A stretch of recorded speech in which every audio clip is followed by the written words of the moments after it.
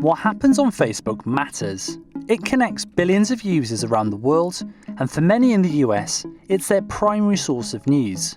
But this wasn't always the case. Cast your mind back to the 2016 presidential election, and two words dominated campaign rhetoric. You are fake news. Fake news. Through the fake news. Fake news. Fake news. How fake are they? Accusing journalists of fake news began to undermine society's trust in traditional reporting. Among the most dishonest people in the world. The media!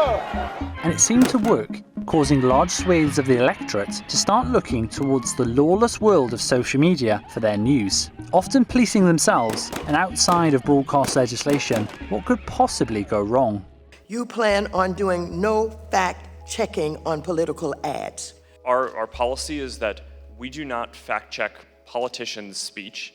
A shocking investigation by BuzzFeed revealed people who got their 2016 election news on Facebook may have seen more fake stories than real ones, concluding that clickbait headlines receive more engagement online, making it difficult to separate fact from fiction. So fast forward 4 years, with an election that has the potential to divide an already fractured nation, it begs the question, how will Facebook influence the 2020 US election?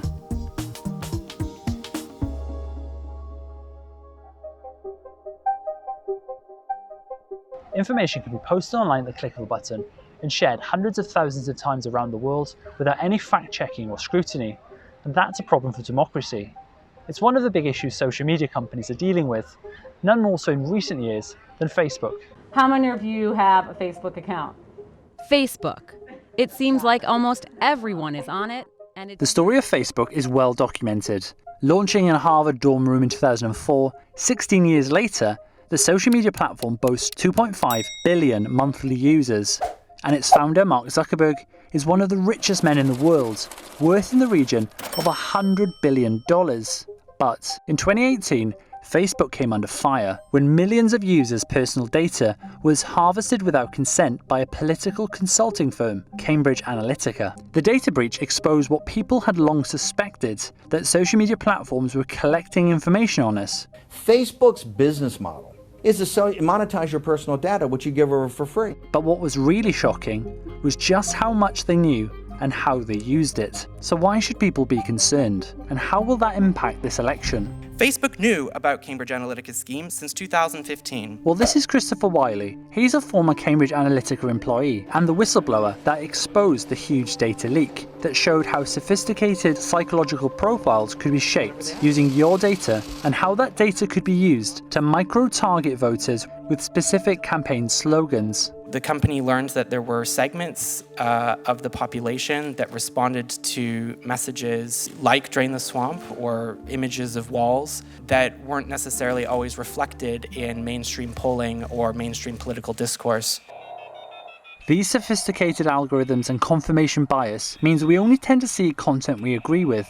And then the problem is that once this technology has taken control of us and our time, what is it feeding us with? What is coming through that pipe is generally more extreme versions of our view than the one we came in with. Leading many critics to say the platform has become a right-wing echo chamber, something Zuckerberg strongly denies. I don't think that the service is a right-wing echo chamber, just meaningful news that's happening on a day-to-day basis. In June 2016, Trump's campaign hired Cambridge Analytica to take over their data operations.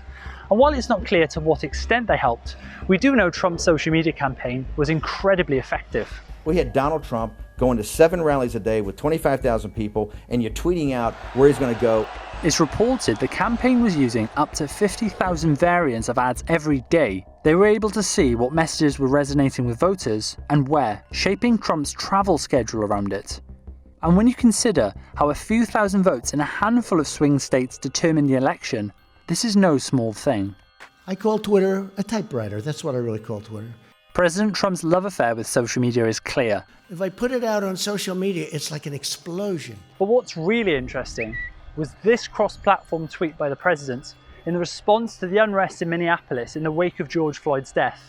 It provoked two very different reactions from these two social media platforms. Twitter put a warning label on the post saying it incited violence, but Facebook, well, they left the post untouched, sparking virtual walkouts by its employees. And so, the spotlight turned to Facebook.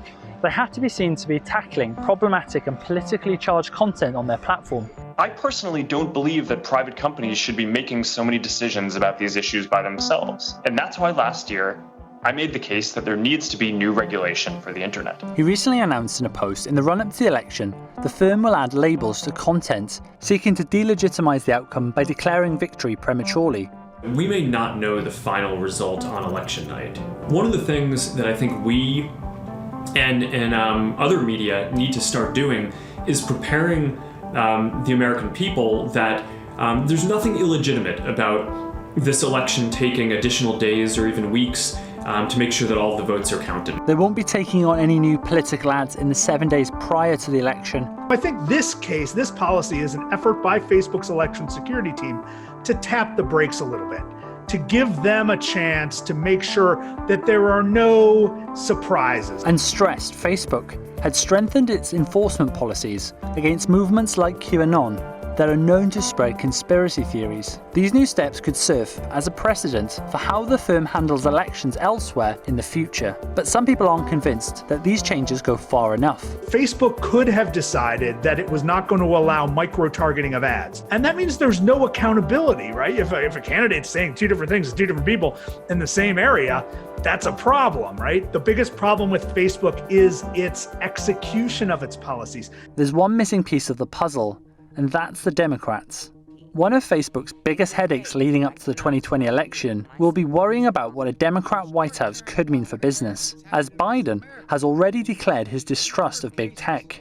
And Zuckerberg has clashed with senior Democratic lawmakers in the past. Was your data included in the data sold to the malicious third parties? Congressman, this is a complex issue that I think deserves more than a one-word answer. Well, again, that's disappointing to me. So you won't take down lies or you will take down lies? I think it's just a pretty simple yes or no. Company executives, including Mark Zuckerberg, have so far resisted pressure not to appear to censor candidates, arguing it's not the company's role to arbitrate political speech. You can't have censorship. We build platforms for sharing ideas, and important debates play out across our services. I believe that this ultimately leads to more progress. If you listen to what Zuckerberg said, he does not believe these social media companies should be the arbiter of truth of everything that people say online. You can't pick one person and say, well, we don't like what he's been saying, he's out.